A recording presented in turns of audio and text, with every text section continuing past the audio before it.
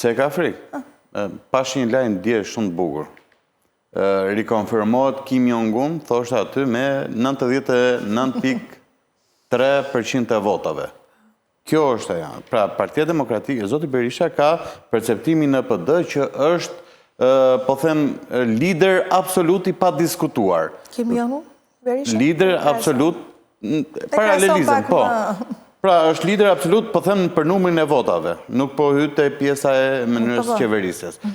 Dhe konsiderohet lider absolut. Dhe edhe sikur të jetë 40-60% rezultati i votimeve... Astës e do, astës e pra.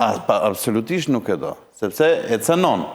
E cënon atë imazhin. Po kjo është, dhe kjo është pikërisht ajo pse nuk lejohet.